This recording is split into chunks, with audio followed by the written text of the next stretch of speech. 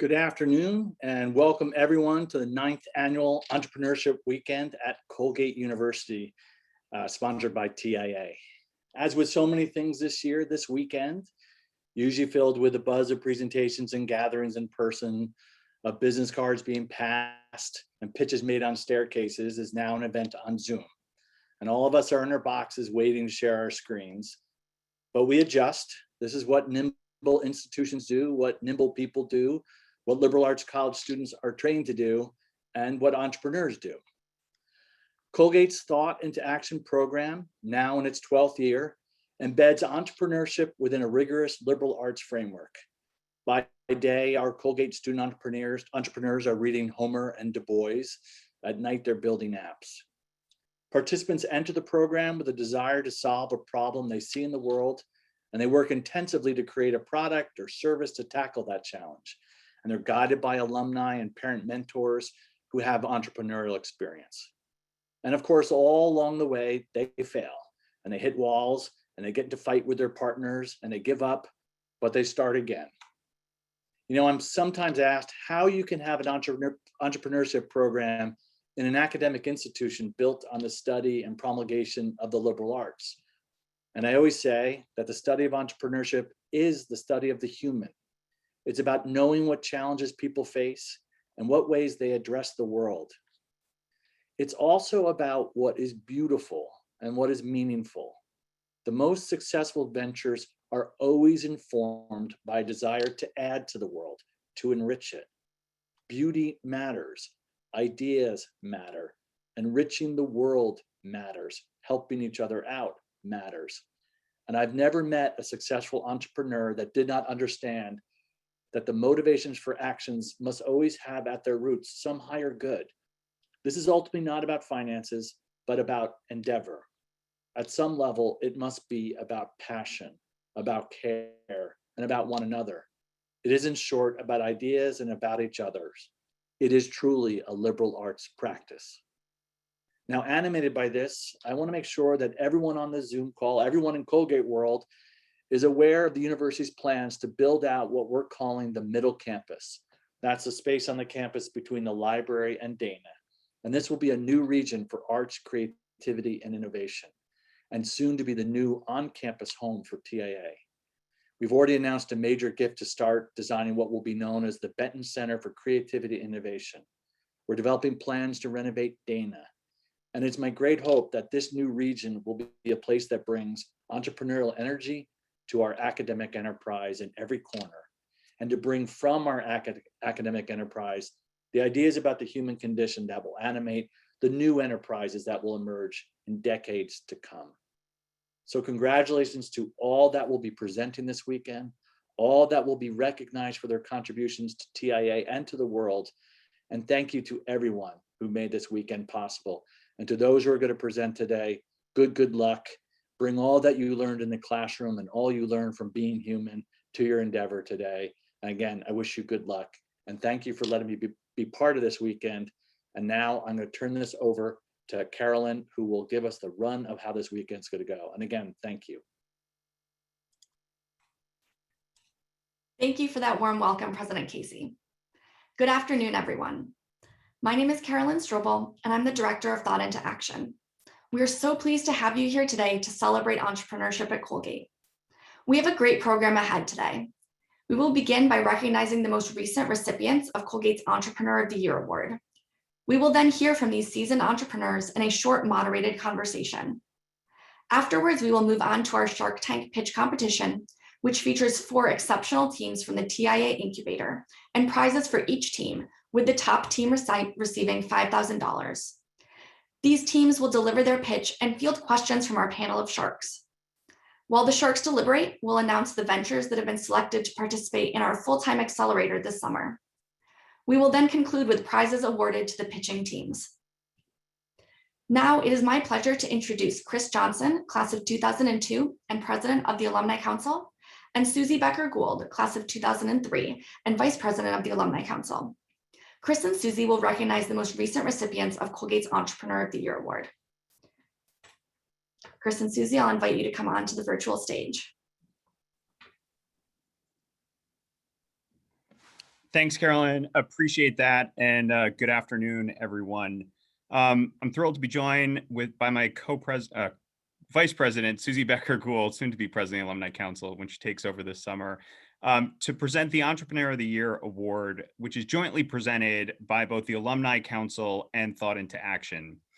This award recognizes the achievements and qualities of an alumna or alumnus who best exemplifies the ideals of entrepreneurship. Past recipients of this award have been founders in a variety of industries, establishing disruptive technologies, retail, online learning, substantial development, and more. And we are excited to recognize the entrepreneurs selected to receive this award for 2020 and 2021. We did not get a chance to recognize the 2020 recipient last year, who is David Fayalco, class of 1981. David is the co-founder and managing director of General Catalyst, a venture capital firm with offices in Boston, New York, and Silicon Valley, with approximately $5 billion in total capital raised. David and his wife, Nina, produce documentary films focused on social justice, and he is an executive producer on Icarus, which won an Academy Award in 2018 for Best Documentary Feature. And with that, one, congratulations to David, and two, I'm pleased to pass this over to Susie to recognize our 2021 recipient. Susie? Great. Thank you so much, Chris. So I'm pleased to recognize Nick Kokonis, class of 1990, as the 2021 Entrepreneur of the Year. He is the co-owner and co-founder of the Alinea Group. He manages the business development, marketing, and strategy for all current and future operations. Nick is also the CEO of TAC, something I use a lot, a cloud-based comprehensive booking system for restaurants, events, and pop-ups around the world. On April 1st, TAC was sold to Squarespace in a deal estimated at $400 million. I particularly love anybody in the restaurant industry and love Alinea, so excited about this. These exceptional alumni exemplify the ideals of entrepreneurship. Through their creativity, tenacity, passion, resilience, and drive, they have leveraged their liberal arts education at Colgate to create transformational change within their respective industries. In addition, they both contribute to the Colgate community of entrepreneurs by engaging with teams in TIA and sharing their insights with entrepreneurs in the program. I'm so excited to introduce these entrepreneurs who will share their insights in a moderated conversation led by Deborah Benton, founder and managing director of Willow Growth Ventures. Deborah leverages more than 20 years of operating expertise and experience to guide transformative consumer brands in beauty, fashion, health, and wellness, and more. She's also the parent of a Colgate student in the class of 2023 and a current mentor, in the TIA Incubator. I would now like to invite David, Nick, and Deborah to come onto this virtual stage by turning on their cameras. And Deborah, I will hand it over to you to kick off this conversation. Congratulations and thank you. Thank you so much. What a pleasure it is to be here today. Thanks very much to President Casey and TIA. It's an extraordinary opportunity to be moderating discussion with, frankly, just two incredible people. I'm sorry we're only limited to 20 minutes, but we'll try to make it as content rich and as effective as possible. David and Nick, thank you both for being here and joining me in this discussion. Thank you. When my son and I were touring colleges a couple of years ago, we looked at a number of them all on the Northeast. I think my son we live in California, so I think he wanted to get away as far as possible from us. So the East Coast was his target destination. One of the aspects that most attracted both of us to Colgate, frankly, was the TIA program. It really, for me as a parent, it really stood out as something that was pretty unique. Colgate's TIA program is centered around core philosophies that include resilience, passion, creativity, persistence, problem solving, coachability, and personal brand. And what struck me was these are philosophies and values that are not only critical to entrepreneurship, but frankly, I think life in general. Both of you are Colgate grads, and given the extraordinary level of each of your respective successes, undoubtedly you've both leaned into, relied upon, and capitalized on all of these aspects.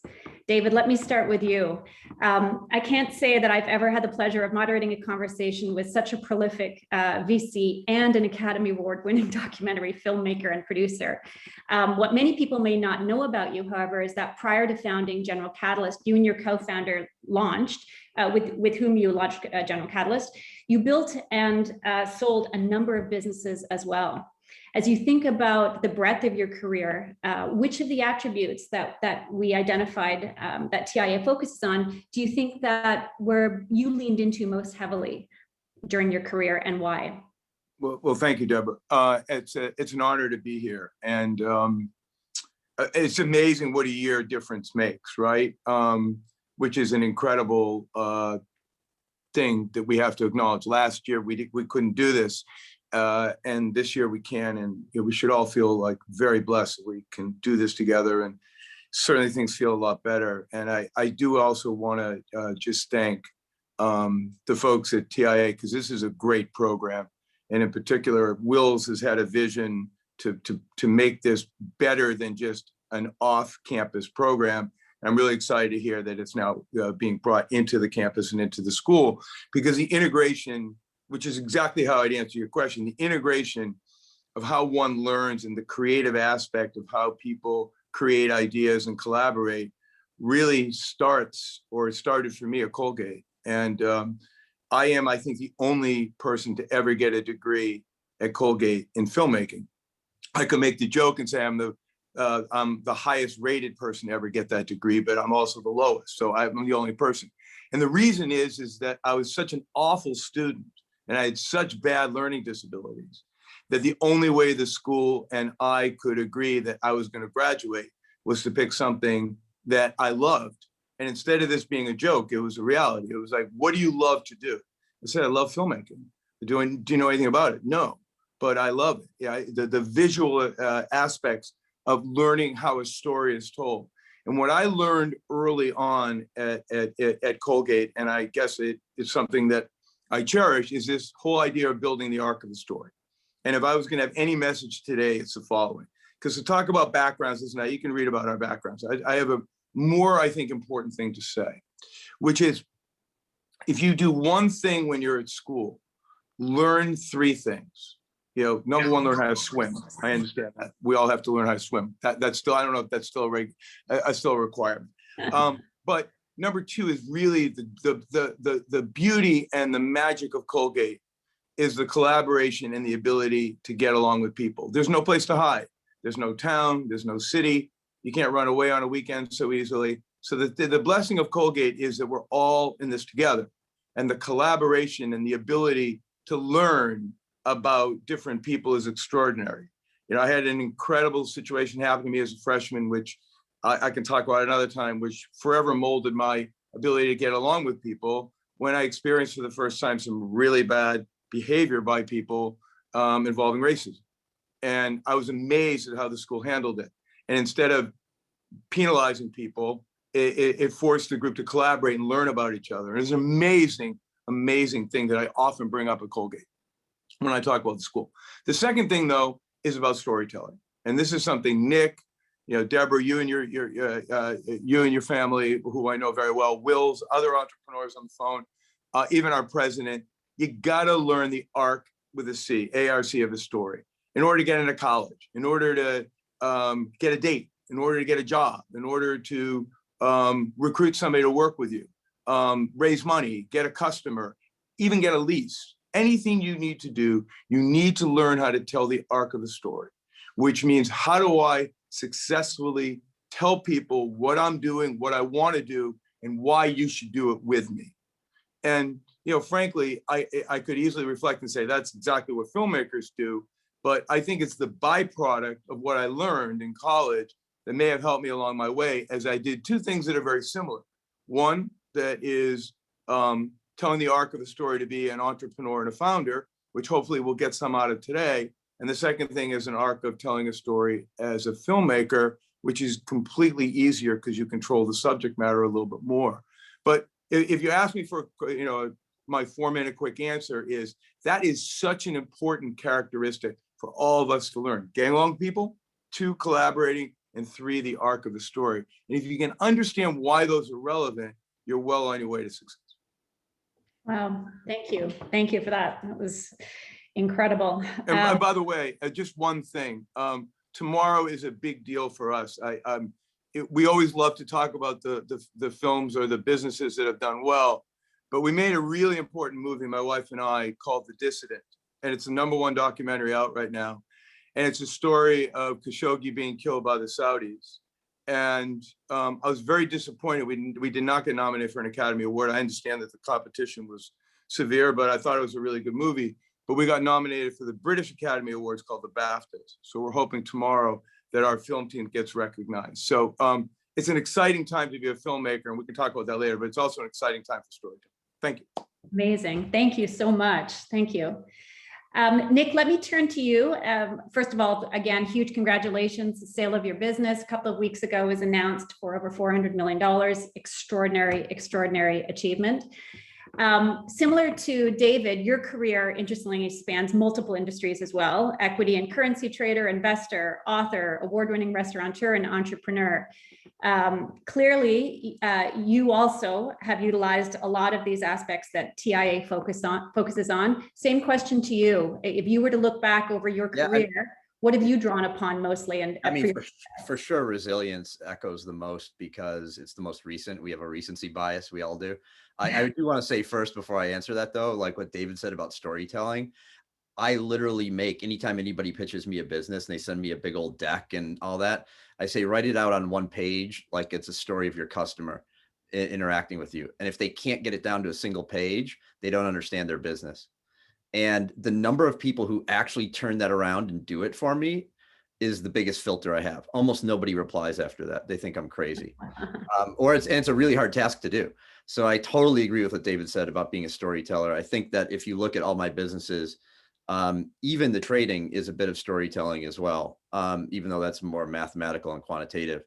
But resilience for me is everything. I don't know that you can teach someone to be an entrepreneur. I think it's just like ingrained in you that you wake up and something is itching and you have to scratch it. And, a year ago, I was sitting right in this very chair, a year and 2 weeks, and I had to close 5 businesses, and my software company essentially serviced an industry that was being decimated and shut completely. And I had that moment of being scared and a little bit panicked and sad and all those things. And then I immediately went like, okay, well, everyone else is going to crawl into their turtle shell. How do I kick ass? And that was a hard question to answer, and not one that I knew the answer to, or even if that was the right question to ask, because it was such a traumatic thing happening. But doing nothing seemed like a terrible option. And so we ended up having our highest growth phase because we gathered people together who wanted to be resilient, who wanted to address the problems instead of hide from them. And we did a tremendous job of it. And so we grew, 300-400% last year by most metrics on the software side of things. The Squarespace deal is not an exit, it's an entry point to expand what we're doing globally. And I'm just really proud of our team that we had that resilience to sort of face down this awful situation and really figure out ways to help a lot of people and obviously save our business in the process. Yeah, it's interesting. One of the things that I've noticed with really successful entrepreneurs as well is that they don't get stuck in a singular mindset. The ability, many people, what you went through last year could have just collapsed and said, oh, this is a black swan event and everybody's closing and I need to just close up shop. What I've seen, other entrepreneurs similar to what you did is look at the opportunity in the face of adversity, in the face of extreme pressure, look at where there's opportunity and if necessary pivot.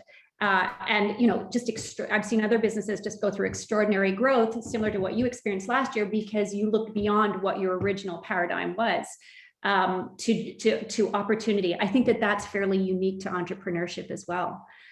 One of the things when I was looking at both of your backgrounds, one of the things that struck me that was really interesting is you both equally utilize what is traditionally thought of as kind of the right side of the brain or creative side of the brain, as well as very, very strong left analytical quantitative side of the brain. And it occurred to me that perhaps the fact that you both operate, your passions are kind of at the intersection of those two and your successes. Perhaps that's the key to your success, that you do both effectively use those sides of the brain. Can you guys comment on that? Do you think that there's truth in that statement? It's funny. I had just written down in my notes, right brain. We had we do this thing every month. It's called Friday, and I bring in filmmakers to talk to us, and I invite a few hundred CEOs and founders of our companies, and we have, it's a really neat thing. And yesterday we had a guy named Jason Blum, who's the founder of Blumhouse Pictures, and which is one of the more successful. It did Get Out, and Get Out's the most successful investment movie ever made. He put in $4 million, and it was a $300 million movie, really successful. And we had this dialogue about right brains ruling the world. And, it started with the discussion like 15 years ago when Daniel Pink wrote the book and kind of celebrated the fact. And I'm going to riff a little bit on your question, and maybe Nick can too. I'm 9 years older than Nick. I can tell you, when I was at Colgate, being a right brain person was not a comfortable place to be. Fortunately, I was an athlete, so I had other things that gave me some self-esteem. But when you were an art creative person, you were kind of not in the mainstream, because, years ago, and even today still, a lot of education is focused around empirical learning, reading, writing, arithmetic, and things that are empirical, memorizing history, which is a complete waste of time, looking at things that don't really teach you about learning. But creative people always find solutions. Nick used the word resiliency. I always think about it as, you throw a problem at people who are creative, they don't look at it as a problem. They look at it as an opportunity to be creative. Like, okay, you get stuck somewhere, you figure out a way to do it and have fun doing it. And that creative firepower produces all the outcome. And number two, it lights up other people to want to be part of your team, because what they realize is they're going to be around people that are going to be super creative, dynamic, approach things in a much different way. And that kind of excitement is really important. Now, that's easy to say when the two of us are talking about it and we're looking like a little bit down from the mountain and having had some success. So let's go back to the rest of you that are on the phone. You're hearing a bunch of people talk about success, but you realize the success was, maybe years after Colgate. What about me being a 20-year-old sitting here trying to figure out the world? COVID blew up your summer internship last summer. You're not sure if you're going to get one next summer. You thought you had a path to do this, and now it's changed. Everything's changed. Okay, instead of looking at those as obstacles and bummers and the system kind of throwing monkey wrenches and things, look at it as a creative opportunity. With this much disruption, there are no clear paths of success for anybody. Therefore, the creative path that you choose to get to where you want to get to may be the best and only way, but it doesn't really matter. It's your way. And COVID also gives people an excuse to say, I'm not going to do that. I'm going to do this. So we don't want to miss this opportunity. I'm sure, for Nick can probably, I think, agree with me, to give you the opportunity to be you, which is the most important thing. Don't worry about the rigid path that you thought you were on. You're all overachievers. You all did really well. You've all learned to paint in the lines. Let's have some fun. Let's paint outside the lines. Can you imagine the word fun too? It's like, so that's, I think fun resonates clearly, like a certain amount of passion. But I also want to say this, I'm scared all the time. I still am. I'm uncomfortable all the time. Like, I think anytime you do something in a new industry or something you haven't done before, no matter how old you are, how successful you are, I'm sure this is true of David as well. If you're trying to do something new, it's a little scary. Like, it's like, and that's fine. But your curiosity gives you confidence. No, I mean, that overcomes it. So, but I'm just saying, like, I wake up all the time a little scared about what I'm doing, or a little fearful of, I like to say risk is not risky. Like, so I like taking risk. I don't like being risky. Those are two different things. And I think too much, you said, everyone's learned to paint in the lines. I think too much, a lot of our educational system and Colgate was certainly guilty of this a little bit when I was there too. You know, they are forced to measure outcomes, 10 years after you graduate, this is the average income or whatnot. But they don't say like, I had a year at Colgate where we had just a tremendous number of super creative people that I'm still, friendly or acquaintances with and whatnot. And if you look at the dispersion of what these people have done, it's really remarkable. But none of that was taught specifically there. No one told you you could do it. So the only thing I'll say is that like, it's okay to do that. Like, it's like, it's not going to be easy, but it should be fun. And it should have outcomes that you're proud of at the end. And to me, that's the most important thing. Agree. You guys touched on so many things that I was going to talk about in terms of, taking risk, managing risk. Life tends to. Wait, Deborah, can I just, you use the word risk. Can I riff on that for a second? Yes, absolutely. Okay. I'd be remiss if I didn't say the following. I think being a founder and an entrepreneur is the least risky thing to do because you're not relying upon anybody else to tell you what to do. Our whole lives we're told what to do. And you have to paint between the lines in order to fulfill somebody else's expectations. You're all in college now. It doesn't matter. You got to do your own thing. And risk is not doing what in your heart you want to do. And risk is not controlling the destiny and the outcome. And if you're a founder and you're a creator, you're controlling that risk. I absolutely believe that. Self-reliance is the ultimate job security. Yeah, well This is said. what I say all the time. Yeah, it's like I've never been worried about like making a living because I always knew I could hustle to do something. Yeah, it's interesting. But it's fairly contrary to what I'd say what a lot of kids still grow up with.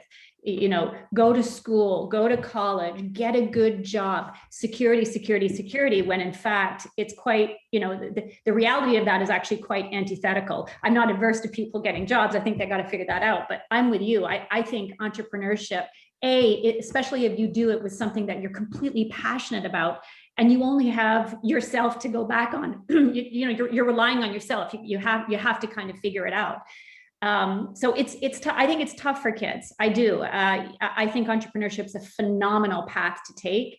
It's not necessarily for everyone, although I do think aspects of entrepreneurship are used in everyday life, not just kind of starting a business. So I appreciate that. We only have a couple of minutes left, so I'm gonna ask you guys, and both of you have kind of touched on this, but perhaps just in a single succinct point. We have a bunch of college kids right now, incredibly bright, incredibly motivated. What is your single piece of advice to them right now? And maybe you can reflect on if you were talking to yourself back when you were 20 years old and about to graduate from Colgate, what would you say to yourself? I've had the same business partner since the day I graduated college and started business. And he's my best friend since I've been 5 years old. I think it's all about surrounding yourself with phenomenal people. And that is the key to everything in life. Who you marry, who your friends are, the school you go to. But sitting in the room, literally around you, are the greatest group of people that you may ever meet. And it's not that you won't meet more good people, but take stock of the people around you that you love and trust and want to be with, and invest in those relationships. And don't spend a minute with people that don't meet that criteria. Because what happens is great people do great things together. And I think if you start your life by surrounding yourself with curious people, interesting people, people you love and trust, it's just great things are going to happen. To me, that's the best advice, because it's all about people. None of us are good enough to do it on our own. And you're starting by being in the right school and being in the right program and giving up your Saturday to listen to us.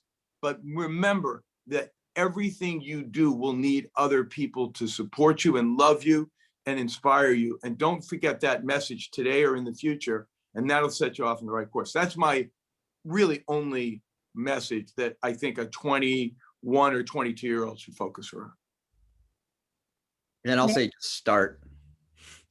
I think the hardest thing to do is often to start. And that doesn't mean you don't that's the end thing you're going to do. You're probably going to start 50 different things. But I see a lot of people that draw, like the analogy I use is there's a lot of people who draw the name and the icon of the business before doing the business itself. You know, sell the thing that you're doing to one person and start it and see how it goes and iterate and change. But if something's keeping you up at night that you feel like you got to do, go ahead and do it. I know so many people that have for 20 years kept saying, well, when I get to X, I'm going to start doing this other thing. And they never do. And those are the people who I feel like are most dissatisfied because they never took that chance to just start down the path. So starting is hard, and keeping going is less hard, I think. Thank you both so much. I really, really appreciate it. I'm sure the audience appreciates it. Congratulations to both of you, obviously very well-deserved recipients of these awards. Thank you. Thanks, Will, Carolyn, Will, should I hand it back to you? If I could just say a true thank you to President Casey for your support of the TIA program and for integrating it into the main campus. I think it is an extraordinary program, and I hope that all of the students somehow take advantage of it, not just for entrepreneurship, but I think the skills that you learn will serve you well in life. Deborah, just one comment. If I could just say a comment about that, you know, and you know, President Casey, I really do congratulate you. Your mission at the school over the last several years has really changed. Even the fact of talking about the middle, you know, the middle campus and investing in the arts and creative culture to do it. And your understanding of why all these programs have to fit in an integrated program versus being isolated is extraordinary. Thank you for your support. We will definitely yield the fruit of that. Thank you. Awesome. I don't know. I hope everybody in the audience that we can't see, and I wish we could see you, are smiling and feeling pretty amped up right now. It's hard not to listen to you three and get excited about starting things, investing in your relationships. Deb, thank you for moderating this discussion, and Nick and David for just the wisdom, this masterclass here. Something you said right out of the gate, David, that I wrote down, which was what a difference a year can make. And, you know, we had talked about trying to do an event like this last spring, and we figured it'd be better to push it till the fall. I think something that's important to note, and this goes for the attendees and the audience as well, is we all adapt, right? We figured out how to adapt over the course of this year. So, you know, inside of all of us, there are, you know, entrepreneurial characters. In any event, thank you so much. We're going to transition now to the Shark Tank. My name is Wills Hapworth, class of 2007. I was one of the founding alums of TIA, and now I'm a consultant to the program. The four teams you're about to see today developed their ventures from scratch while in the TIA Incubator. And I say from scratch because I think it's really important to note that you know, they didn't just fall out of the sky like this. So, you know, they went through our incubator, which is a year-long gauntlet. These teams learned to develop solutions to complex problems. They learned to build teams. They learned to communicate and pitch with clarity and confidence. They persevere through adversity. And the result is that they wind up building some real ventures, both for-profit, nonprofit, some are campus-based, some are local initiatives. And, you know, as a function of them doing, making, building, creating, they wind up impacting the lives of human beings across the planet and changing the way they live, think, and operate in the world. And I think one of the most amazing things about getting to do this at Colgate is all the critical thinking skills that you build and the knowledge that you build at the top of the hill gets to, you know, manifest itself through this, you know, at least in our world, from what I see, through our program. Teams just building ventures from scratch. They saw a problem in the world that they wanted to solve, and they came down to TIA to try to make that happen. So their personal and venture growth, we see time and time again, happens as a function of a lot of the things that were just said here today: passion, resilience, creativity, discipline. But it's also largely a function of the incredible mentorship that they get from our mentors. These are alums, parents, faculty members, administrators, local area entrepreneurs who have deep experience building companies, and they also share a lot of love for Colgate. So I just want to acknowledge them. I know we've mentioned them a few times, but if not for them, for their love for Colgate, I think this program would be incredibly difficult to do. So much so that over the last 12 years, they've dedicated over 30,000 hours of their time, their precious time in kind, and we've had hundreds of mentors engage with our program. In addition, over that time, we've had 400 plus ventures come through the incubator, 600 plus entrepreneurs as well. These are teams that have been featured in Forbes 30 Under 30, teams that have been on the Shark Tank TV show. They've been in national news publications. They've raised over $100 million collectively in venture capital. The number's probably north of that at this point. And they've also impacted lives across the planet. We know that for a fact. The ventures that you'll see today are also a great reflection of the wide tent that we have for entrepreneurship. You're going to see students on the stage. You're going to see alums on the stage.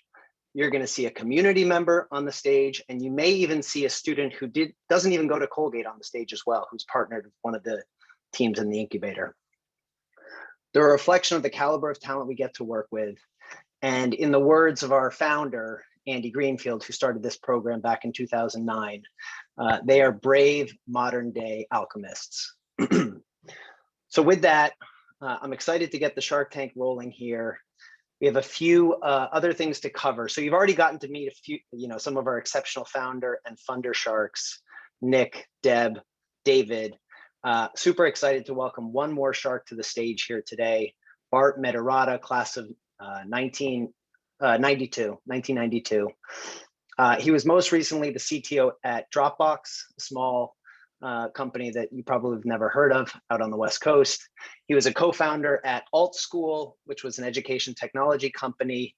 And then prior to that, he was a distinguished engineer at Google for over 10 years. I think Bart is just an amazing example of an applied liberal arts education across a career of entrepreneurial pursuits. So the format right now, we're going to have 4 teams come up to the stage. Each of them are going to pitch for 2 minutes, and then they're going to field rapid fire Q&A for 5 minutes from the Sharks. I would not want to be in their position, but I know they can handle it. The Sharks will then go and deliberate while you, the audience, gets a chance to also see if you think like the Sharks or if you maybe think differently, because we're going to do a crowd vote. When we return, we'll announce the award winners. First place gets $5,000, second place gets $2,500, and then the last 2 teams will each get $1,500. Last point, all of these prizes are made possible because of incredible donors to Colgate that have given their gifts to Colgate as well as to TIA. So thank you all. So with that, Carolyn, are we ready to get rolling here with our first team?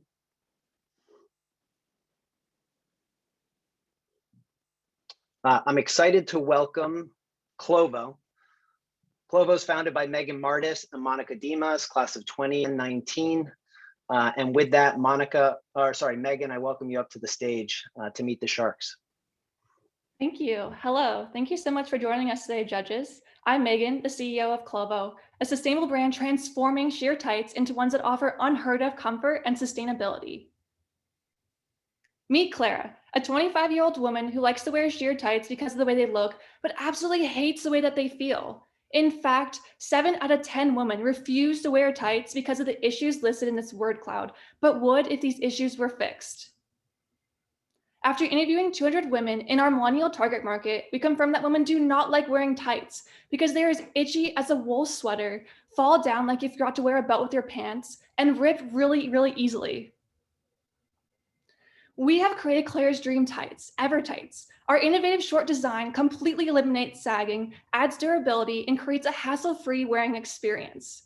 We also make our tights from Tencel instead of crude oil-based nylon. Tencel is a natural tree fiber that adds durability and ultimate comfort through moisture management, enhanced breathability, and so much more. I have 3 years of microplastics and physics research experience, and Monica has extensive research in sales.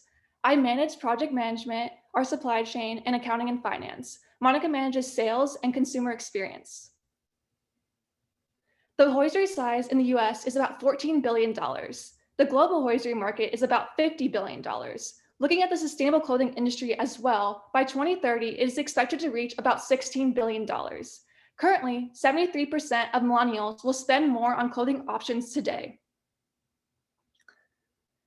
Clovo's tights fall into the middle of the market in terms of price, but the upper part of the market in terms of sustainability and comfort. At an average selling price of $29, Ever tights have about a 70% margin. Clovo has manufactured over 3,000 units, completed a $10,000 Kickstarter campaign, has grown its team to 6 people, and has proven that it can sell on multiple platforms. In fact, most of our sales come from social media and working with influencers. We've also been featured in popular sustainable fashion media, are listed on marketplaces, and are verified as sustainable, which has given us great SEO. We've also received many positive 5-star reviews from our customers and that have ordered about 500 units to date. These reviews include women saying that our tights are very comfortable and breathable. Our milestones for this year are to expand into international logistics as well as into retail and eventually expand into different product lines. With the money that we could win at this competition, it would help us to attend trade shows to reach these milestones. Monica and I have built Clovo from the ground up, and today we are considered the Allbirds of the hosier industry. Thank you so much for listening, and I hope that you join the Green Hosier Revolution with us today.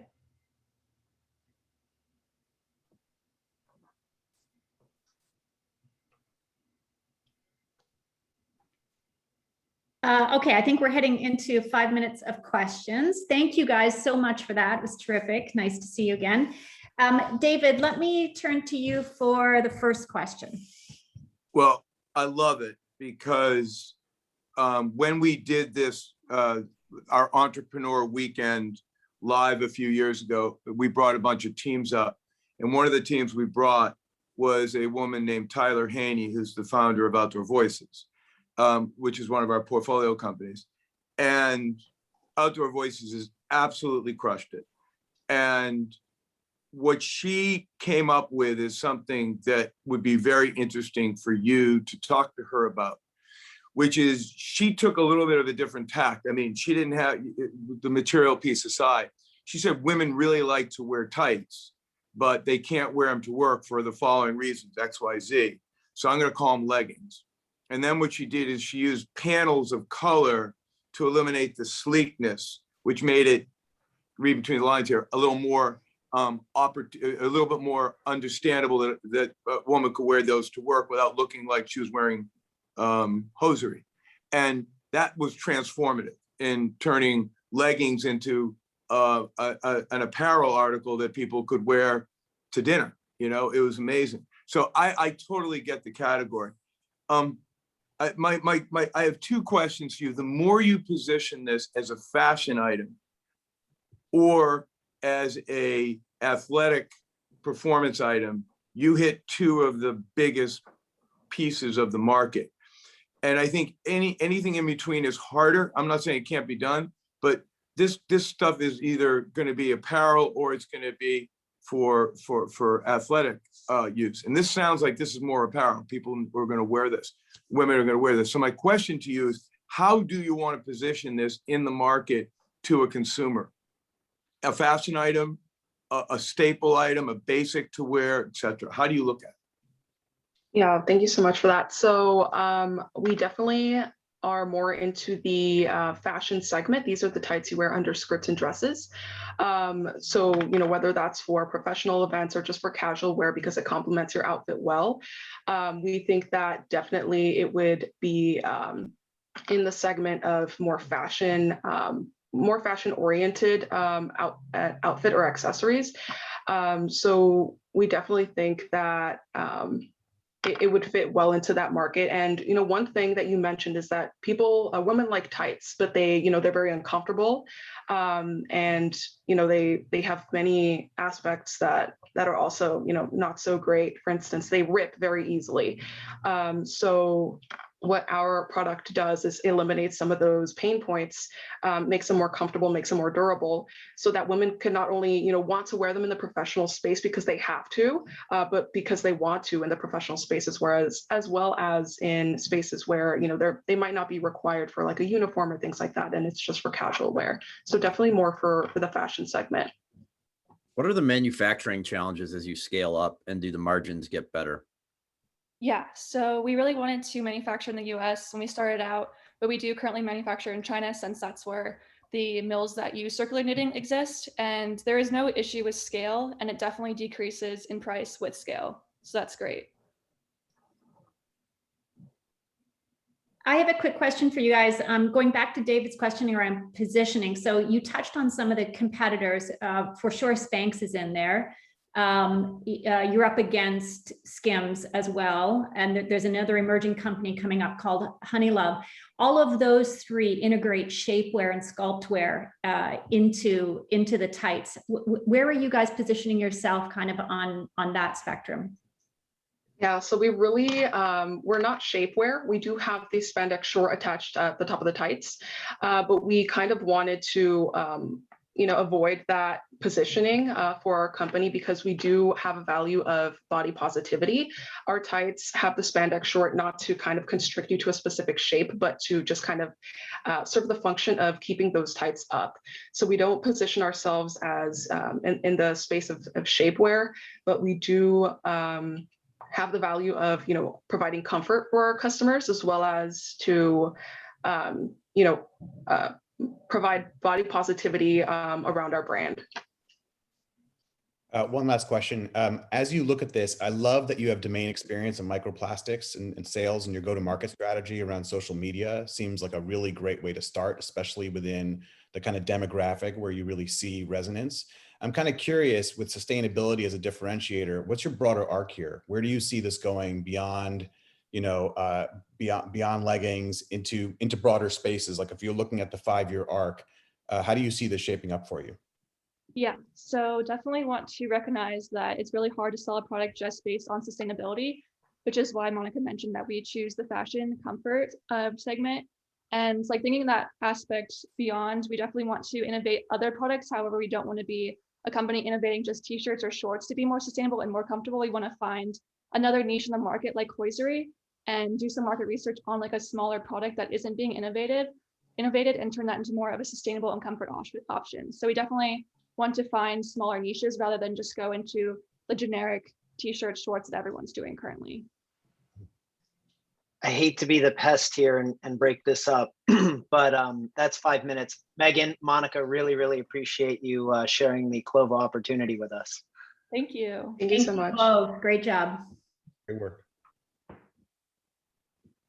Excited to bring up our next team, Good Worker 360. They've been in the TIA Incubator for multiple years now. And James Nash, who's the founder and Colgate class of, I think you're graduating this year, right, James? Yep. 21. So James, you have the floor and take it away. Fantastic. So hi, everyone. Thank you so much for being here. My name is James Nash. I'm a senior here at Colgate, and I'm with Good Worker 360, a software that uses data-driven insights to help restaurants increase revenue and reduce labor costs.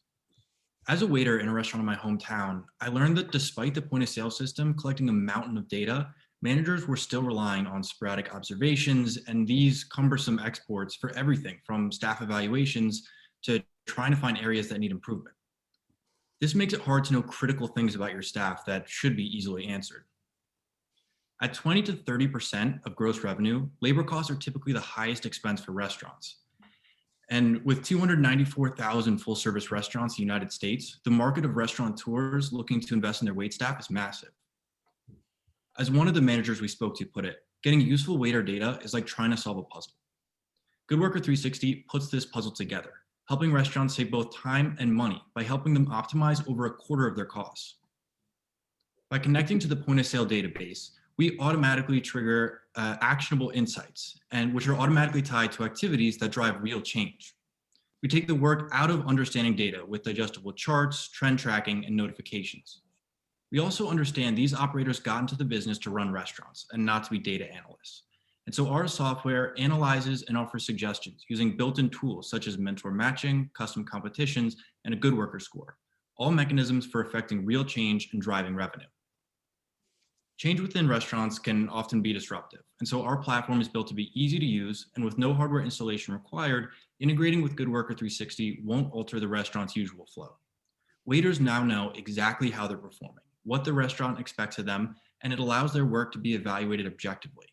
It's been proven that organizational policies and structures such as this is directly related to a positive service climate, which is also tied to an increase in revenue. By increasing sales by just $1 per ticket, we see an average of 4% increase in revenue. Our platform is live, and we are beginning a month-long trial with IHOP. We've already laid out plans to expand to 7 additional restaurants within this group after the completion of the trial. Good Worker 360 is bringing waitstaff management into the 21st century. Thank you, and I'm excited to answer any of your questions. Thank you so much. Nick, given your background, you're a natural person. James is probably going like, oh God, you brought this guy here. This is the last guy I want to talk to. How are you, James? I'm good. How are you? Good to put a face to the email. Avero, 3,000 restaurant company, middleware between POS systems and data analytics, because everyone in the industry knows that POS stands for piece of you know what. And that's why this can exist, because if they did their job right, no one would need this. How do you position yourself long-term? Avero, by the way, failed company because as newer POSs come up, like Lightspeed and Toast and even some aspects of what Talk does, how do you position yourself so that you're not just a bolt-on to a POS system? Because selling another thing, yet another system in to a restaurant is really hard. That's a hard sale. Absolutely. So our key differentiator is not, that we're just pulling more data or making data easy to look at. It's that we're giving restaurants and managers a way to use this data effectively and putting it right at their fingertips. So, with our software, you can launch a custom competition to improve upsells. With IHOP, we got on a Google Meet and pitched it to them, and the CEO was super excited. The CEO of the restaurant group was super excited because he could do an upselling initiative. The head of HR was excited because she could, market this as a fun, engaging way for staff to be more involved and through competitions and mentor matching. And then the managers were excited to see just a deeper level of insight into their staff. And so I think that's really the differentiator for us, is that we're not about presenting data, we're about using data. Great. James, this is great.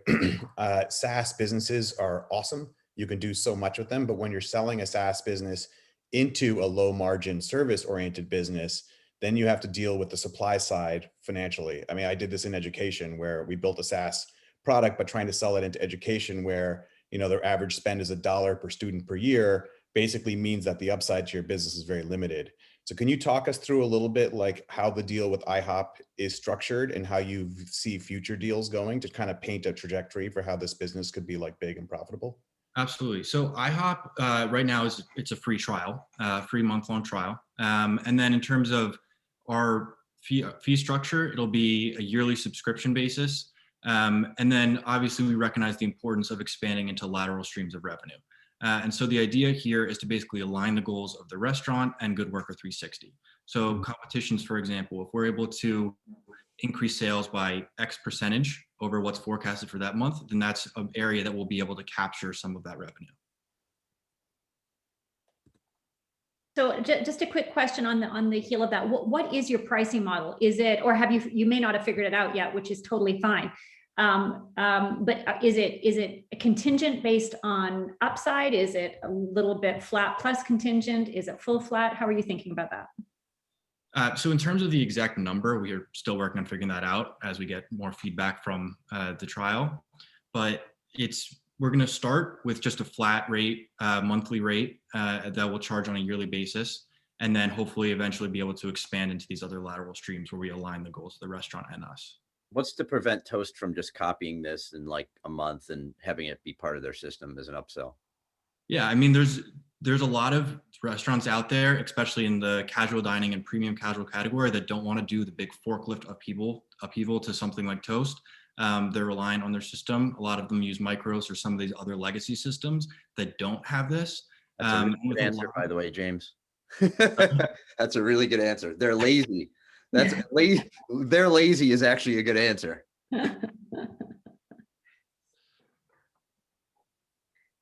David, anything from you?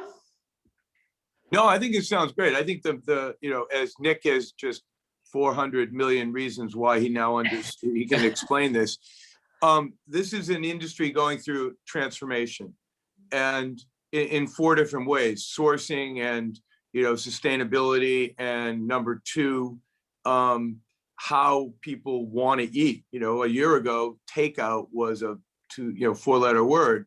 Now restaurants have mastered it, and it's extraordinary. And then the third thing, of course, is how are restaurants going to compete at scale? I mean, something that we've seen in our business, ghost kitchens or cloud kitchens, where people are building a place where 10 restaurants all cook with the same ingredients, and the food comes out under 10 different labels. I mean, there's just such change. This is going to go back to Nick's comment earlier when we were talking about being an entrepreneur. Just friggin' go for it. Who gives a shit what we think? If you guys think this is a good idea, just do it. I got an idea for you too, James. Flip it on its head. So what no one has done has given the workers right now, hiring a restaurant worker, you can't. I need to hire 700 people this year. I can't get 50 resumes. What you really also want to do is use this as a tool to connect the workers to the data of their restaurant and give them some power and a feeling of control over their own livelihoods, because that is the emotional resonant thing here with the workers in restaurants, especially over the last year. So weirdly, I was thinking about you last week because I had that thought of flipping it around. Absolutely. James, I apologize. I know you're going to respond saying we've already thought of that, 'cause I know you have. But I have to cut in here. James, thank you so much for telling us about the Good Worker opportunity. Thank you all. Thank you very much. Thank you, James. Good job. Great. Next up, and I mentioned earlier that we have a very big tent for entrepreneurship. Jill is somebody who's been in our program for 2, if not 3 years, and never went to Colgate, but is an incredible member of the Colgate community. And it's been a privilege to work with her over the years. So Jill Nelson's going to present Natural Beauty. Hi, and yes, thank you so much for this opportunity. It is a great honor and a blessing to be up here today, and I appreciate your time and your attention. So like Will said, my name is Jill Nelson. I'm the owner and founder and inventor of Natural Beauty Breast Prosthesis. We make an all-natural external breast form designed for women who have had breast cancer and mastectomies without reconstruction. Our forms help them look, move, and feel like their natural self without doing harm to their bodies. Now, this product is inspired by my work as an oncology massage therapist. I have over 15 years of experience and thousands of hours of working with women who have breast cancer, and I understand their point of view, pain, and frustration when dealing with the lack of breast form options after surgery. So options after mastectomy include either multiple painful reconstruction surgeries, or to either go either with or without external breast forms. And there are many complaints about the current forms out in the market. And one of the greatest lingering fears is over the use of synthetic materials and chemicals, some of which, as deemed by the FDA, cause cancer. Now, Natural Beauty forms are the only organic, non-toxic breast forms on the market. Our patent pending design also solves for the problem of slippage, embarrassing sweating, noises, upper back and neck pain, skin irritations, and wanting that natural hug feel. Natural Beauty forms save money because of our unique attachment system, eliminating the need to buy expensive mastectomy bras. Now, in the US, we have 3.8 million mothers, daughters, and sisters who have been diagnosed with breast cancer, and 330,000 new cases come about each year. $3 billion is spent on external breast forms and reconstruction, and there's a growth rate of 10% every year over the next 5 years. Now, we've completed extensive market research and beta tested with a sample group of breast cancer survivors. And based on their feedback, we've made multiple refinements to our product. We've submitted a patent based on our design and our process, and we're now accepting pre-orders. We've also completed time studies and price point analysis, and we are ready for mass production. Natural Beauty has received $50,000 in New York State micro enterprise grants, and $40,000 of personal funds have been invested so far. Now, our forms cost well below the average, creating a high quality, affordable forms, and yet still yielding 60% margins. We do have a distribution plan in place to sell 10,000 units this year and 100,000 units by year 3, yielding 12.2 million in sales. We have a strong team already in place, but we still have the need to fill marketing, sales, and finance. We are seeking connections to marketing candidates that specialize in eco-friendly, sustainable products, and we're seeking investors to raise $1.5 million based on that need. Now, the reality is that breast cancer is not going away. No woman who has gone through this journey wants to have these embarrassing moments or to have to put synthetic materials back up against their skin, the very skin that they just fought so very hard to make cancer-free. Natural beauty can provide peace of mind and a better quality of life, allowing their natural beauty to shine through. Thank you so much for this opportunity. Bill, thank you so much. Appreciate that. And thank you for the work that you're doing. I've seen a lot of progress being made in women's health and focus on femtech, both hard and soft tech. So I personally appreciate the work that you're doing. A quick question for you. I was trying to understand the actual market size or your assessment of what the market size is for external prosthetics right now versus the reconstruction option. So if you could just take me through a little bit of the decision point when a woman is going through this, where is she leaning towards right now? If you look at that $3 billion number, how do you think about that? What are you actually addressing? Right. So right now the market is split to be about 75% goes end up having reconstruction, whereas 25% end up not having the reconstruction. But because of latest developments of women that have been experiencing breast implant illness and the fact that the FDA has actually recalled a number of implants, women are now getting explants. And so we have all those women that are going to be needing forms, as well as women that the women that are now decided not to get reconstruction because of all these events that are happening now.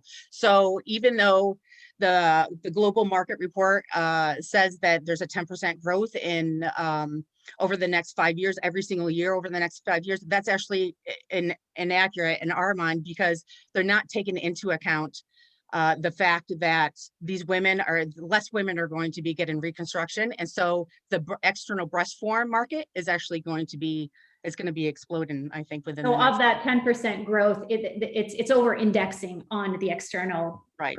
Yes. Okay. Thank you. Jill, if I can jump in, thank you so much for this work. As a friend to several survivors, I know this is an extremely traumatic experience. And I think you really make a key point that having gone through this experience of taking something harmful out of their body, they really don't want to go through this experience of putting something that might be toxic back into their body. So I can totally understand why this is, I think, a really good trajectory for people to be on. But one question I have about that is, well, I have several, but let me just cut to this one, which is, under what settings is this truly applicable? Because I know the women that I've watched them go through this journey, they're really struggling with their body image and they're trying to present an image in different settings. So is this the kind of thing where it is able to help them kind of establish a body image in all the settings where they really want to? Or is this something where they will be kind of constrained in the environments where they can present the way they want to present? And then ultimately it's a stepping stone to a different solution down the road for a more complete solution. Right. So our form is not only great, it's great for everyday wear. So for about 90% of the time, our forms can be worn. The downside of our form is that it is not waterproof, which is why like the silicone forms are great for women that want to go swimming or if they want to go out to the beach and go into the water. But how many times honestly does a woman get to do that unless they live on a beach, or if they go to the pool every single day. But in that case, then they can purchase the silicone forms specifically for those instances, and then they could use our forms for the rest of the time. And they are lightweight enough that they don't cause the upper back and neck pain, and they don't cause sweating, and they keep the body cool. So it works, especially in the humid and hot days. These forms are made so that they can attach to any bra. So they can, the best part about it is that they can put it into any bra and it attaches and it won't shift or move. So then they don't have to go out and buy expensive mastectomy bras in addition to their prosthesis. I have a quick question. I noticed that your partner, by the way, thank you for this. I have a friend going through this right now. She's 31 years old and I'm very aware of the situation. I noticed that your partner was a seamstress, which makes me think that you're manufacturing these yourself at this point. Is that true? And is that scalable? So so yeah, she is a seamstress, and thank goodness for her, because she was able to take my design and to actually implement it onto a sewing machine and to make the design scalable. And in terms of scalable, we've made a couple of our prototypes, but we actually have a contract manufacturer ready to be in line and ready to go. They are the Finger Lakes Textile group out in Waterloo. And they are a not-for-profit, all-inclusive group that hires people with and without disabilities. They have a manufacturing space of 15,000 square feet, and they have the capabilities to do the manufacturing, the assembly, the shipping, the warehousing.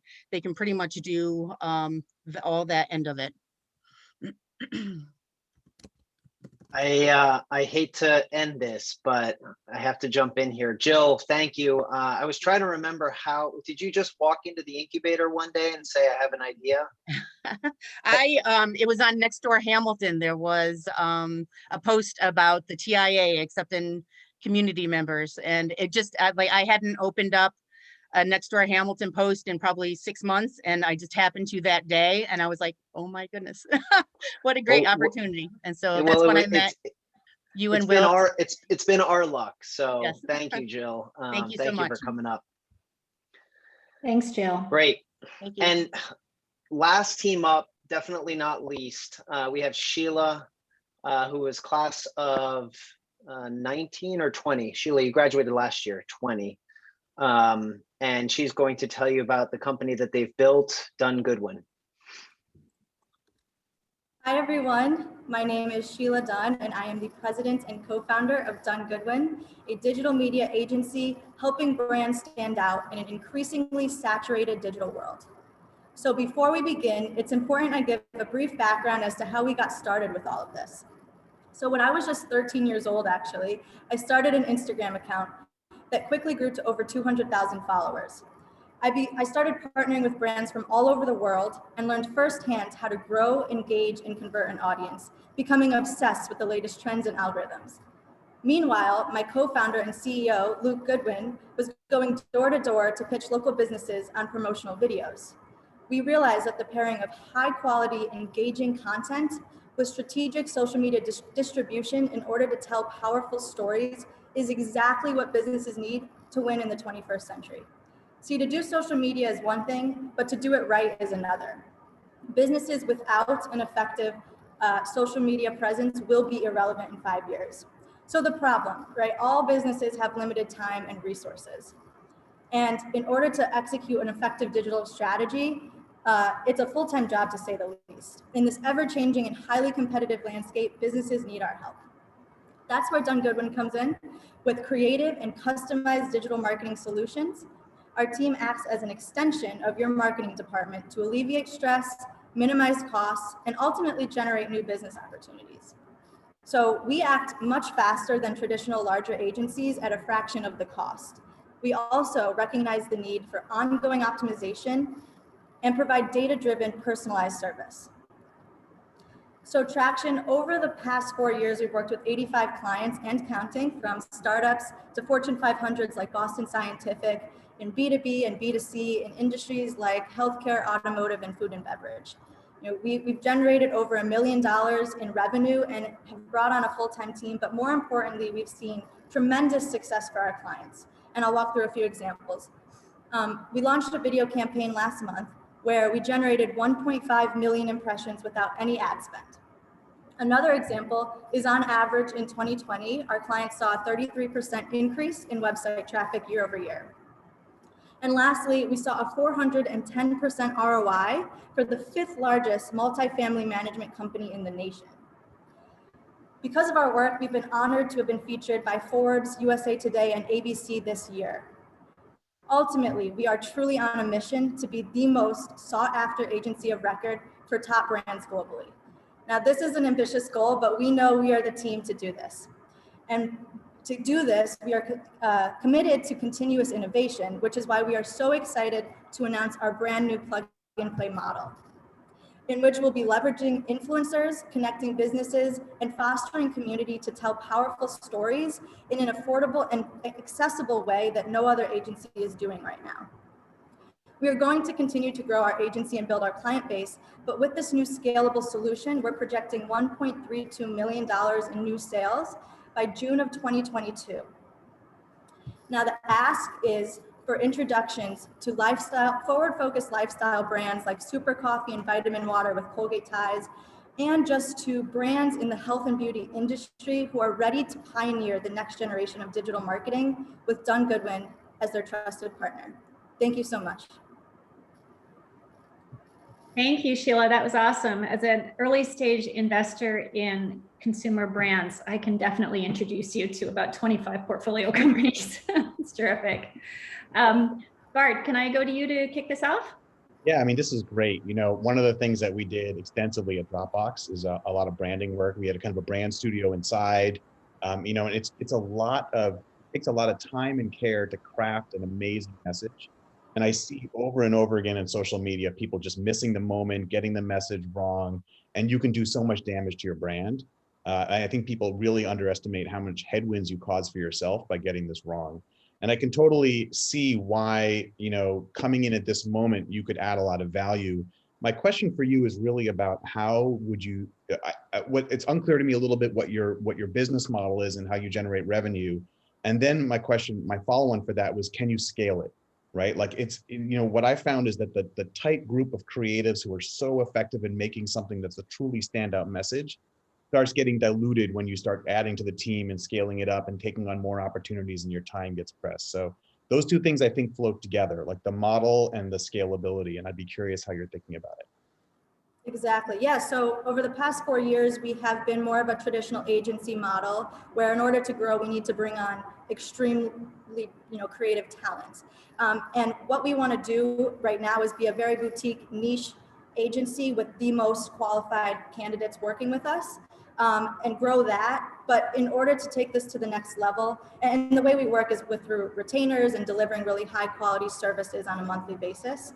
To take this to be more scalable is where this new plug and play model comes in. You know, we'll continue to build our agency model, but with this plug and play model as well, by basically consolidating the production cycle to create 30 pieces of content in 1 or 2 days and leveraging a network of influencers, we believe we can scale very quickly with this more systemized process in collaboration. And then in the next 3 or 5 years, you know, I have a background in computer science, and I am also looking to develop some software in this marketing field as well. But right now we're the agency model with this now plug and play model and hopefully software in the future. So one question is it scalable as an agency model? And we all love software. And is there a way, because you have a computer science background and you go to Colgate and you're really smart, to break a cycle of having to make everything a one-off and customized? Is there a way to do this at scale using some of the technology that you may be able to direct and develop? Yeah, for example, we know our sales process is not as efficient as it could be. This is why this plug and play model, it's a $5,500 package that can be turned out very quickly and create extreme value for our clients. So for example, taking a customized solution, continuing to do this for our agency model, the plug and play, one package, this is what you get. And then, yes, in terms of technology, you know, one idea I have is to build just a centralized dashboard. There's all these schedulers, there's reporting software, but to really have it all in one place specifically for social media agencies, I think is one avenue of ways I could leverage some of my computer science and build something to sell to agencies and businesses in that way. Okay, thanks.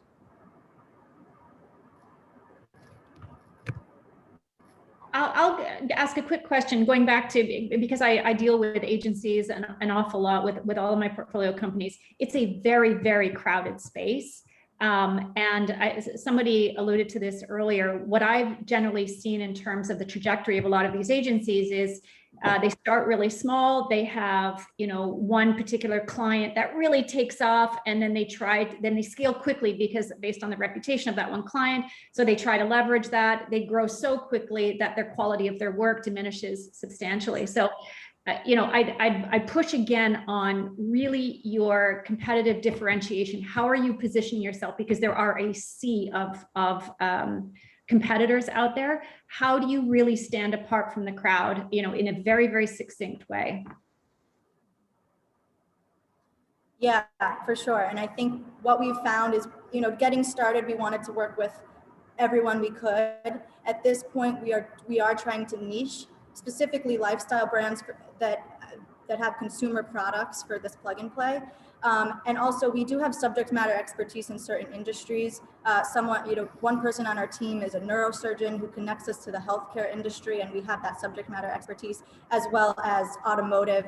My co-founder Luke is passionate about cars. We created a Ferrari video that did really, really well. So I think, leveraging our expertise and the fact that we're young, hungry, thinking outside of the box has also been an extreme advantage to us rather than vice versa. So.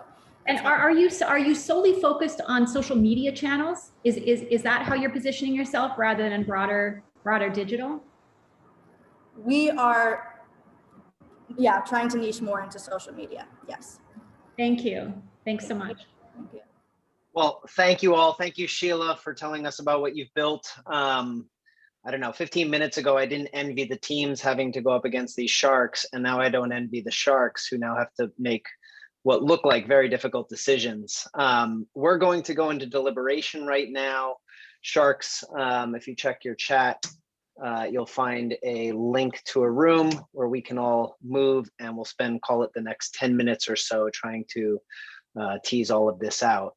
In the meantime, I'm going to hand the keys back to Carolyn, who's going to tell you about some exciting things going on with entrepreneurship at Colgate still. Thanks, Wells. At this point, I'd like to invite you all as attendees to cast your vote for the Audience Choice Award. This $500 award will supplement those given out for each place in the competition. You should be seeing a poll pop up on your screen now. Please select the team that would be your top choice if you were a shark. We will announce the winner of this Audience Choice Award after the sharks share their decisions. We'll leave this up on the screen for the next 30 seconds or so.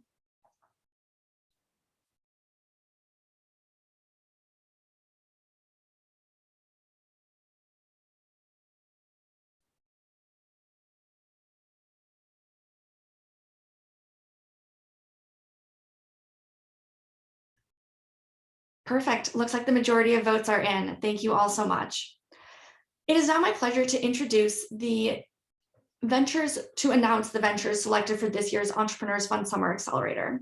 This program, established in 2013, propels the growth of exceptional Colgate startups and helps them reach commercial viability. This program is made possible entirely by gifts from generous TIA supporters. This is a transformative opportunity for ventures led by both students and recent alumni, as it allows the founders a chance to go full-time on their ventures. We've seen tremendous success from this program, as evidenced by the number of ventures achieving success after their experience in the Entrepreneurs Fund. This year's Accelerator will take place virtually for 8 weeks in June and July. Awardees will receive $7,500 in non-dilutive grant funding, along with hands-on mentorship from experienced entrepreneurs and additional startup resources from within the Colgate community. I'm excited to announce the 5 teams that have been selected for this year's Entrepreneurs Fund. Designs by Madison Taylor, founded by Madison Bailey, class of 2018. First Impressions Nails, founded by Katie and Dixon, class of 2018. Hawar Organics, founded by Sally Ngoje, class of 2019. Shot Quality, founded by Simon Gersberg, class of 2022. And Virtual Babysitters Club, founded by Kyle Riley, class of 2016.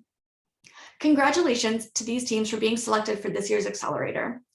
These teams will start in June, and we'll be relying on our mentors, many of whom are in the audience today, to help propel these teams and ventures through their next chapters of growth.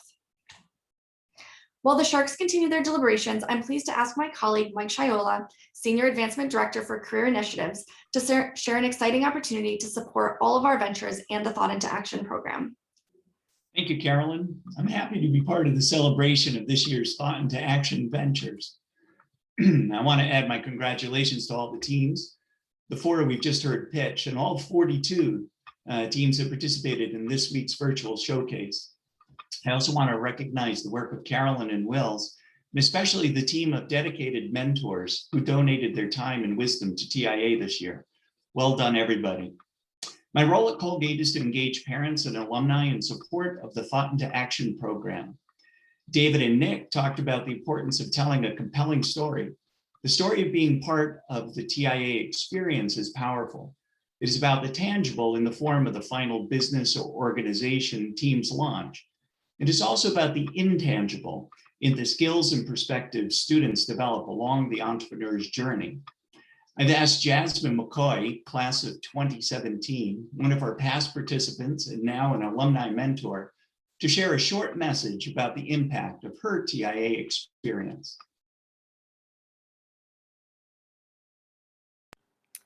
Hi everyone, Jasmine Mccoy here, class of 2017, and I'm the founder of the Heart of Tabitha Foundation. And it's a nonprofit organization I started in high school, really with a vision to uplift and empower young women who were from backgrounds facing economic, circumstantial challenges, and to provide resources that would help them overcome those challenges and excel. And being a part of TIA while I was at Colgate was extremely beneficial. One of the key ways TIA helped the organization was by defining the scope. And we were able to get clarity and structure to our mission in a way that has helped us to scale our impact. We provide essentials such as clothing and school supplies, education resources such as college exploration, career exploration opportunities, and health and wellness resources for students 14 to 21 in the Washington metropolitan area. So fun memory, I remember my senior year sharing my pitch at eWeekend for TIA, and I shared that at that point we had served over 200 students, and at this point today we have served over 1,600 students. And TIA has been, the things that I learned in TIA have been extremely influential in helping us to achieve this growth and impact. It's also helped me personally, professionally, just my knowledge of entrepreneurship overall. And even as I continue my education in business, I take the learnings. The one key learning is how to ask the best questions, questions that when answered can really drive and propel an idea forward, and how to think strategically about how to do that. So I've come full circle actually. On the other side of the table now, had the amazing opportunity to serve as a mentor. And I'm so happy to be able to give back to Colgate and to TIA in this way. So I hope that you'll join me in celebrating this year's TIA participants, their hard work, their dedication. It's inspiring. And I also want to thank you for the opportunity to share a bit of my story. And thank you so much for supporting Thought into Action today. Thank you, Jasmine, for sharing your story of Heart of Tabitha Foundation and for your work as a TIA mentor. It takes time and effort to develop a venture, and it takes financial resources. Conducting customer or client research, product or service development, prototyping, marketing, and the many other steps needed to bring a solution to life all have associated costs. By joining TIA, Colgate entrepreneurs have access to critical seed and acceleration funding, all donated by parents and alumni like you who believe in the mission of TIA. In celebration of this year's TIA program, a group of Colgate alumni have created a donor challenge and have pledged to double every dollar donated to TIA now through April 18th, up to $22,500. This means if we reach our goal by April 18th, we will raise a total of $45,000 that will go directly to TIA teams. We're posting a link to the TIA Donor Challenge in the chat. You can also find it at colgate.edu/TIA challenge. It takes just 2 clicks and your donation will be doubled. I hope you'll show your appreciation for the hard work of our teams and the mentors by making a donation today. Thank you. Thank you, Mike, and thank you all for supporting the challenge. I would like to take a moment to recognize the many TIA mentors whose dedication has provided critical support to these 4 teams and the many others in our program.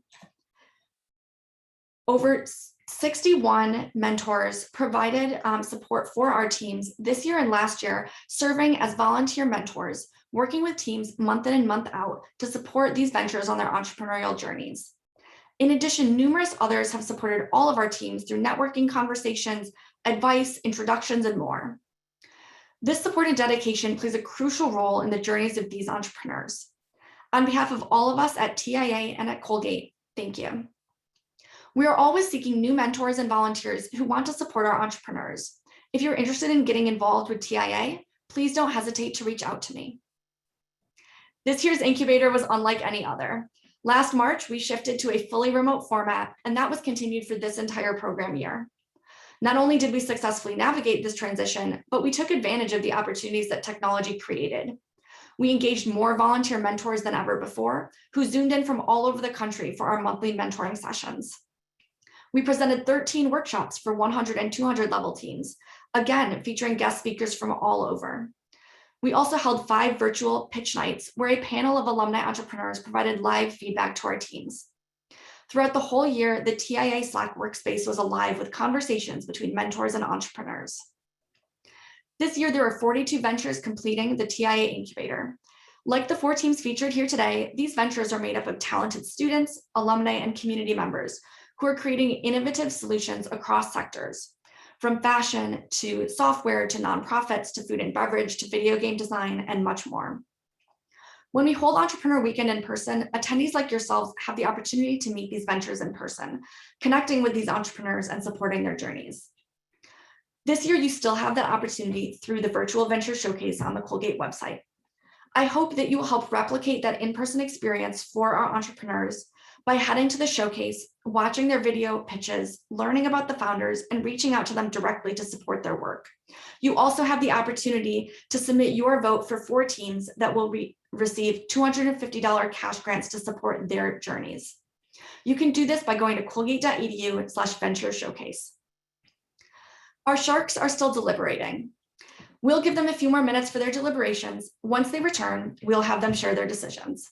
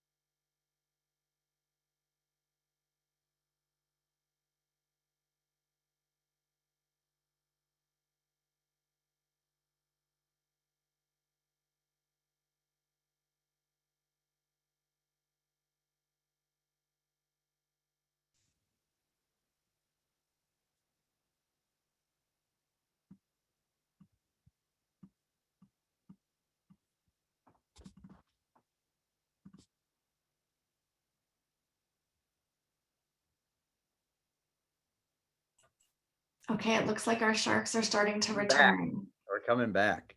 Perfect. I'll invite the entrepreneurs at this point as well to turn on their videos, and we'll have all the sharks and the entrepreneurs up on the virtual stage for decisions.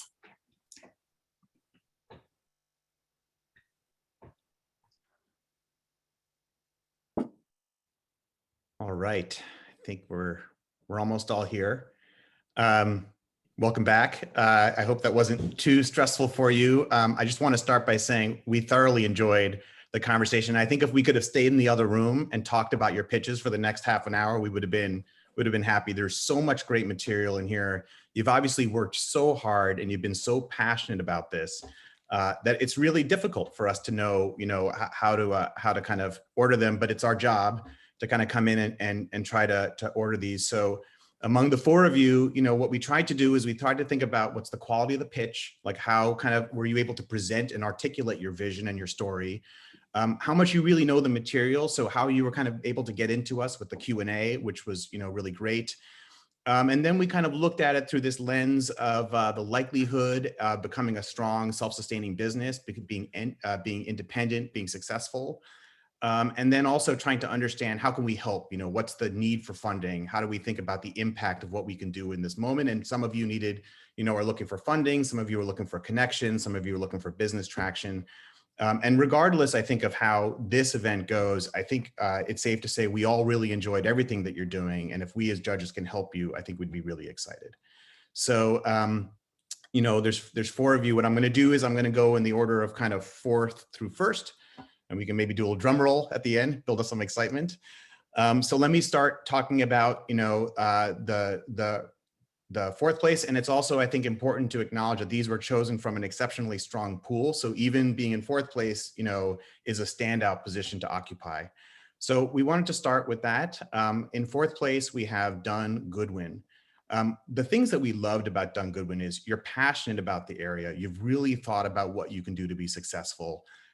You've built out this concept of an agency model that I think can be really effective. And with your software engineering skills and your domain experience, I think you've shown really good business traction. And you have, your pitch was great and you understand where you're going. I think the areas where we struggled a little bit, where I think you have room to grow, is around becoming a strong self-sustaining business in the long term. There's a real act 2 for you in there somewhere, but we just didn't quite fully hear it. And I'm excited to see, in a year or two, how that develops. And we were very excited to see, where you are so far. So congratulations to Dunn Goodwin for a great performance. Thank you so much. I appreciate all the feedback and your time today. Okay, so going into third place. Now, this was a tough one because what we were really looking for here is how do you take an amazing idea, an amazing team, but also be able to get the real business traction that you need to actually become a self-sustaining business. And so in third place, we have Good Worker 360. One of the things that we love about this is your clear vision around, you've been a waiter, you've thought about what the problems are, you've actually formulated an idea, you've actually taken it to a very successful big chain, you've actually managed to get business traction with them in the pilot phase. One of the things that where we see area for growth here is it's many times in something like this, it's not necessarily about your first idea, it's about finding the way to the winning idea.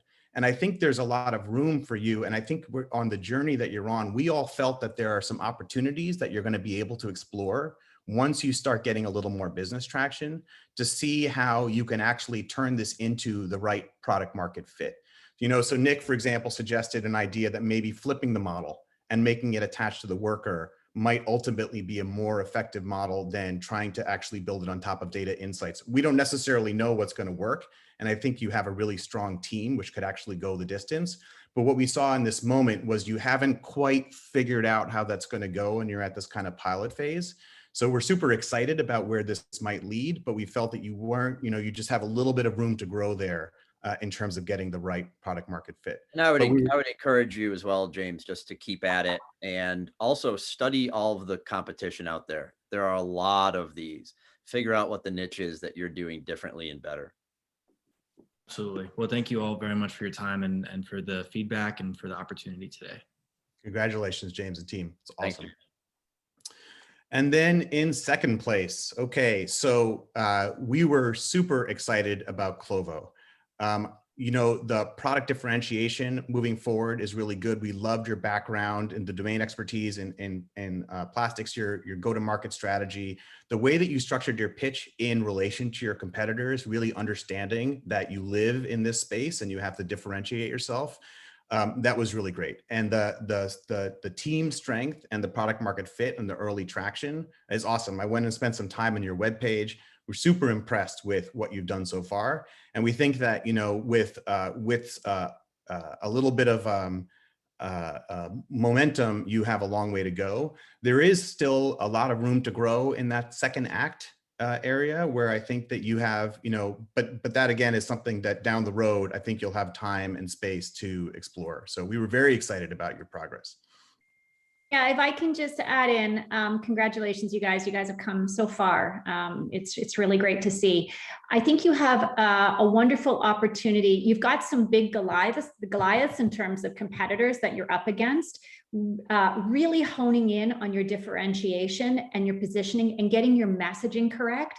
I think, you know, really separating yourself from sculptwear and shapewear and embracing that this is body positivity. I think the sustainable fabrication is a really interesting point. Really lean into that so people, your consumers, understand the differentiation.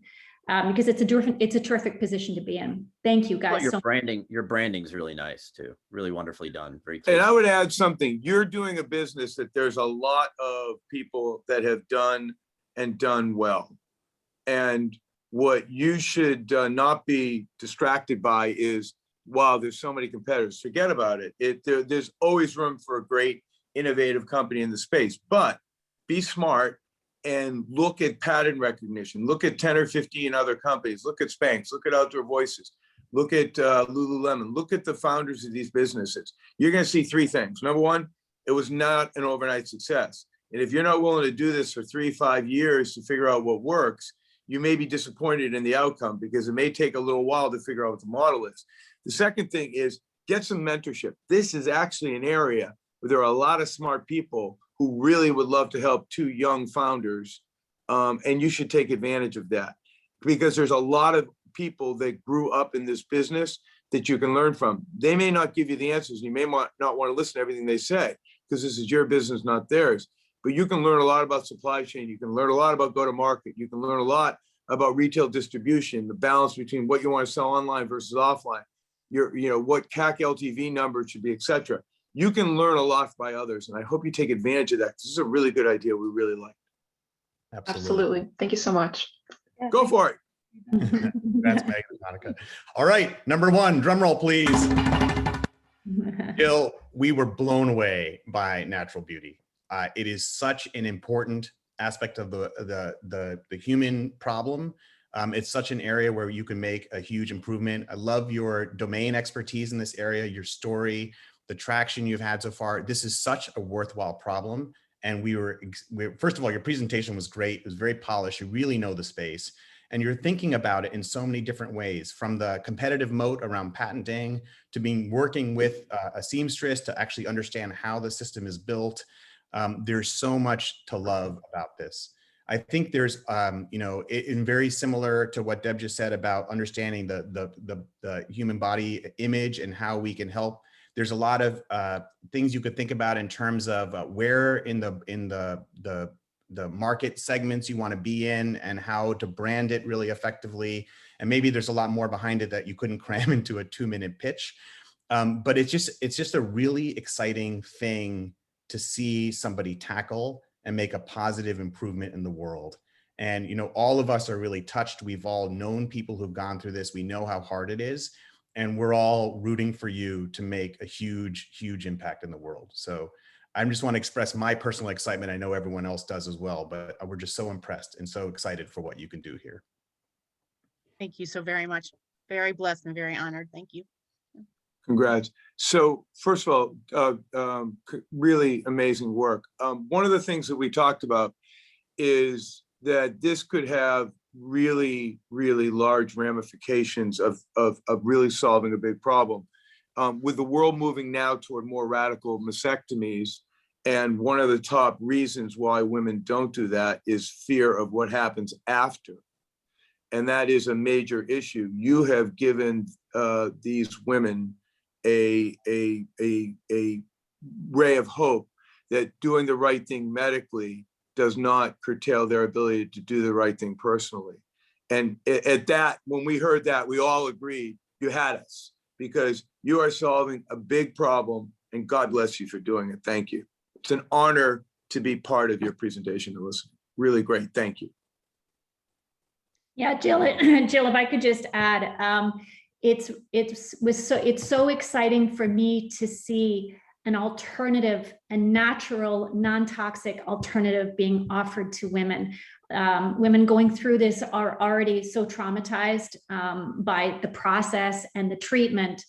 The thought of taking on, another hyper-invasive surgery to get to a solution, and that's fine for the women that choose to do that. But the fact that you're actually offering a natural, non-toxic alternative is very, very exciting to me. And I'm truly grateful that you're doing it. Thank you so much. And I'm really excited about the business. It's I was about to say, just for all the other entrepreneurs, it wasn't solely the emotional resonance of the work, which is always important, of course, but I do think there's also a business there that is an important business, yes, and it's an emotionally resonant business, but it's also one that can scale. This is a global problem. It's not a US problem. It is definitely a niche, but it is a niche where there probably aren't a lot of people who know and understand and are trying to solve the problem. So, in addition to being emotionally resonant, it was just really well presented. Congratulations. Congratulations to all of you. And thank you so much for all of your It's a pleasure to be involved in this. And thank you, Wills, for putting it together, and Caroline. Thank you all. Thank you. Great job. Congratulations to the 4 teams here today, and a big thank you to our sharks for their role today. We've also, I'm pleased to announce the winner of our Audience Choice Award, which is Natural Beauty. Natural Beauty will receive an additional $500. And that shows that the audience and the sharks ultimately did have the same decision. I would again like to thank our 4 sharks, David, Nick, Deb, and Bart, for their roles today. And again, congratulate these 4 ventures on a job well done. Thank you to all of you as attendees for joining us here today. As I mentioned earlier, I hope that you'll spend some time after this engaging with the other ventures in this year's TIA Incubator at that virtual venture showcase on the Colgate site. The 4 teams that you saw today are just a snippet of the incredible teams that are in our program. And many of these teams have just finished their first year in the program, or perhaps their second or third year. And they have really specific asks and types of advice that they could use and support that they could need. And so I hope that you will help support them, reach out to them, and help replicate that in-person networking that would typically happen at a weekend. In addition, if you'd like to learn more about TIA and how you can get engaged, please don't hesitate to reach out to me at any time. Thank you all so much, and have a wonderful rest of the day. Thank you, Carolyn. Thank you.